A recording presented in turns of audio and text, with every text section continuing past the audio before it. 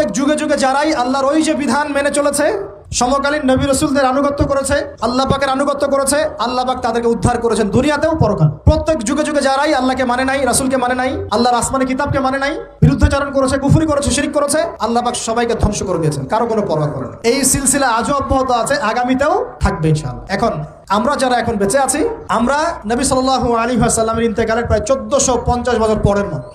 আল্লাহর নবী এসেছেন এমন সমাজে, যে সমাজে শিরকের পাপ চলছে, সুদের পাপ চলছে, দুর্নীতি চলছে, আপনার কন্যা সন্তানকে জীবিত হত্যা করা হচ্ছে, আপনার মাদক দ্রব্যের সয়লাভ চলছে, মেয়েদের অধিকার দেওয়া হচ্ছে না, গোত্রীয় হানাহানি চলছে। ওই সমাজটাকে তিনি 23 বছরের মধ্যে পাল্টে ফেললেন। কত বছর? 23 বছর। কিভাবে পাল্টালেন? উত্তর, তিনি প্রথমে জ্ঞানের চর্চা করেছেন। কিসের চর্চা? জ্ঞানের। আল্লাহ পাক প্রথম ওহী নাযিল করেছেন, ইকরা বিসমি রাব্বিকাল্লাযী খালাক, পড়ুন আপনার রবের নামে যিনি আপনাকে সৃষ্টি করেছেন।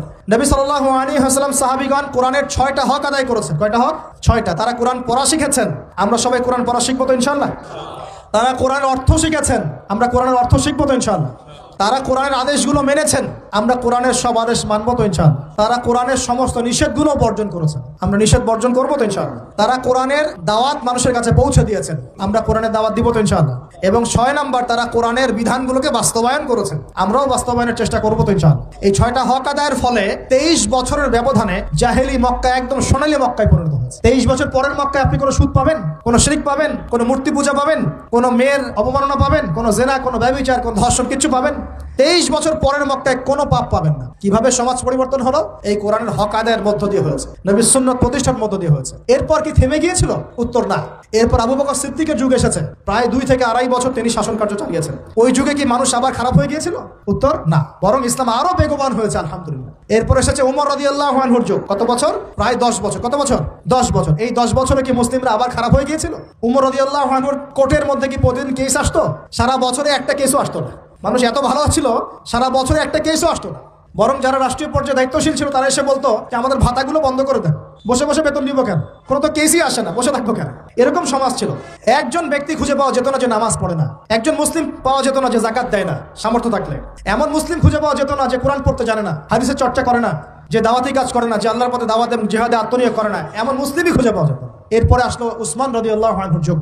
ওই যুগে ফিতনা শেষের দিকে সৃষ্টি হওয়া শুরু হলো। কোন বিষয়কে কেন্দ্র করে? কোরআন সংকলনকে কেন্দ্র করে ফিতনা সৃষ্টি হলো। আতাতায়ীদের, বিদ্রোহীদের হাতে উসমান রাদিয়াল্লাহু আনহুকে নির্মমভাবে শাহাদাত বরণ করতে হয়েছে। তিনি প্রায় 12 বছর শাসন কার্য চালিয়েছেন। ইসলাম আরো এগিয়ে গেছে। এরপর এসেছে আলী রাদিয়াল্লাহু আনহুর যুগ। আলী রাদিয়াল্লাহু আনহুর খেলাফতে ওই উসমান রাদিয়াল্লাহু আনহুর ঘটনাকে কেন্দ্র করে, হত্যাকাণ্ডকে কেন্দ্র করে মুয়াবিয়া রাদিয়াল্লাহু আনহু এবং আলী রাদিয়াল্লাহু আনহুর মাঝখানে একটা ব্যাটল, একটা যুদ্ধ হয়ে গেছে। এর নাম হলো সিফফিনের যুদ্ধ। কিসের যুদ্ধ? সিফফিন।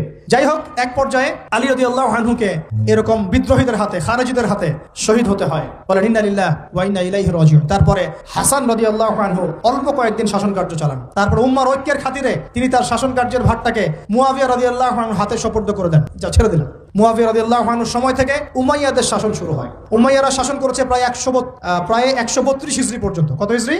132 হিজরি পর্যন্ত, প্রায় 92 ইয়ার্স, 90-92 বছর তারা শাসন করেছে। এ সময় ইসলাম আরো এগিয়ে গেছে, পিছিয়ে যায় নাই। ফিতনা এসেছে, দমন করা হয়েছে। মুসলিমরা বীর দর্পে বিশ্বের বুকে শাসন কার্য চালিয়েছে। এরপর এসেছে আব্বাসীয়দের খেলাফত। জাব নদীর যুদ্ধে উমাইয়াদের পরাজয়ের পরে আব্বাসীয়রা ক্ষমতায় আসে। তারাও ইসলামকে এগিয়ে নেওয়ার চেষ্টা করছিল, ইসলাম এগিয়ে যাচ্ছিল, জ্ঞান বিজ্ঞানের প্রসার হচ্ছিল। আলহামদুলিল্লাহ, ইসলাম পিছিয়ে যায় নাই, মুসলিমরা পিছিয়ে যায় নাই। সারা বিশ্বে দাপটের সাথে আমরা চলেছি। তারপর আস্তে আস্তে ওই আব্বাসীয়দের পতন শুরু হলো। কাদের হাতে? এই তাতারিদের হাতে, মঙ্গোলিয়ানদের হাতে। মাত্র 40 দিনের ব্যবধানে পুরো বাগদাদের মধ্যে প্রায় 20 থেকে 25 লক্ষ মানুষকে হত্যা করা হয়েছে। বাইতুল হিকমা ধ্বংস করে দেওয়া হয়েছে, লাইব্রেরি ধ্বংস করে দেওয়া হয়েছে, বইপত্রকে নদীতে ফেলে দেওয়া হয়েছে। তারা ছিল উগ্র জাতি। মঙ্গোলিয়ানদের নাম শোনেন নাই? হালাকু খান নাম শুনেছেন? চেঙ্গিস খান, হালাকু খান নাম শোনেন? ওদের হাতে মুসলিমদের ব্যাপক দমন পীড়ন সহ্য করতে হচ্ছে। এভাবে যুগে যুগে তারপর ক্রুসেডাররা আসছে। ক্রুসেড 1টা 2টা 3টা ক্রুসেড হচ্ছে। আস্তে আস্তে উসমানীয়দের রাইজিং হয়েছে, ফাতেমি খেলাফত এসেছে, মামলুকদের শাসন এসেছে। এদিকে মোগলরা শাসন করেছে, কর্ডোভার দিকে আব্দুর রহমান তারা শাসন করেছে। মানে এক কথায় সারা বিশ্বে মুসলিম শাসন ছিল। অটোমান এম্পায়ার 1923 এই সময়ের দিকে, 1914 থেকে 1923 এই সময় পর্যন্ত অটোমান এম্পায়াররাই বিশ্বে ছিল। তারপর প্রথম বিশ্বযুদ্ধে যখন তারা রাশিয়ার পক্ষ নেয়, এরপরে ব্রিটেন যখন জয়লাভ করে, এই সময় থেকে মুসলিমদের ডমিনেটেড হওয়ার সময়টা শুরু হয়েছে। তারপরে মুসলিমরা আস্তে আস্তে রাষ্ট্র ভাগ করে ফেলেছে। প্রত্যেক রাষ্ট্র টুকরা টুকরা হয়ে গেছে, ইউনিটি নষ্ট হয়ে গেছে, রাষ্ট্রের ভিতরে বিভিন্ন ফাসাদ তৈরি করে দেওয়া হয়েছে, মুসলিমদের ঐক্য ভেঙে গেছে, ইকোনমি দুর্বল হচ্ছে। সব মিলিয়ে আজকে মুসলিমদের আজকে এই অবস্থা হচ্ছে।